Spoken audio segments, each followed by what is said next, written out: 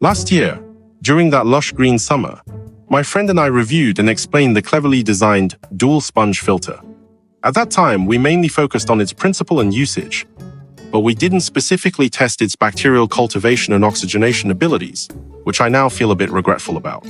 We also mentioned another in-tank filtration device that looks quite similar to the dual sponge filter, but it actually operates as a water pump rather than utilizing the airlift principle like the dual sponge filter.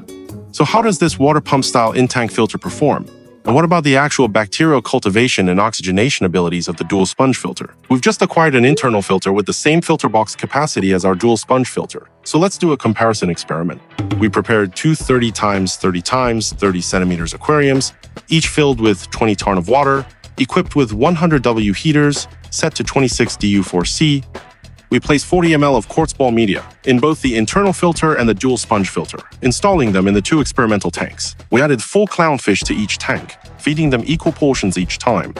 By monitoring water quality, we assessed the cycling progress, and once the cycle was complete, we overfed to confirm the establishment of the nitrification system and its processing capacity. The results of the experiment are as follows. From the early changes in ammonia, nitrogen, and nitrite levels, we found that the nitrification system in the dual sponge filter tank developed faster than in the internal filter tank. After overfeeding, we observed that while the dual sponge filter tank had higher peak values for ammonia and nitrite, it returned to safe levels more quickly, indicating its nitrification system is faster than that of the internal filter tank. The oxygen levels in both experimental tanks showed a noticeable difference during the overfeeding test. In the internal filter tank, oxygen levels dropped to a dangerous level of 1.33 mg, LPPM, while the other tank remained relatively unaffected. For the rest of the experiment, the oxygen levels were nearly the same in both tanks. When people discuss the pros and cons of the dual sponge filter, they often mention that it doesn't suck in small fish and therefore has relatively poor waste removal capacity.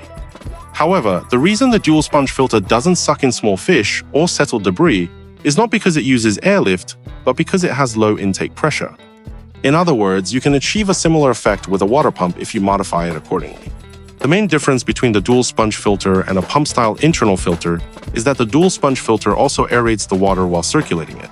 In this experiment, the oxygen levels in the tanks with the dual sponge filter and the internal filter were almost identical, which aligns with our previous results on oxygenation.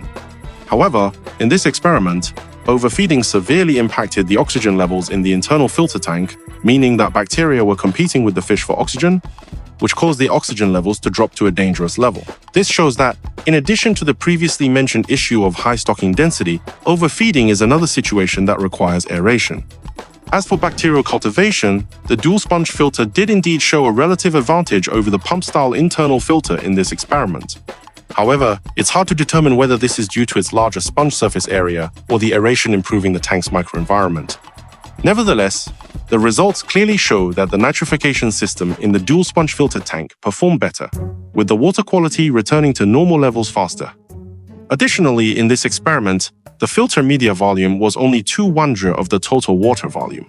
Based on our previous experiments with larger tanks, where a reduction to 3% of the water volume as filter media already led to noticeable impacts on processing speed, we can infer that other variables played a role. For such small tanks, the bacterial cultivation on tank walls, water pipes, and other surfaces, as well as the nonlinear relationship between the volume ratio of filter media and improvements in processing efficiency, may have contributed to the results. That wraps up this edition of Fishboy's experiment. As cycling-related experiments tend to have longer time frames, if you found this content interesting or useful, please don't forget to like, follow, and share. If you have any insights on this experiment, or if there's something you'd like us to test or explore next, feel free to comment or join our group discussion.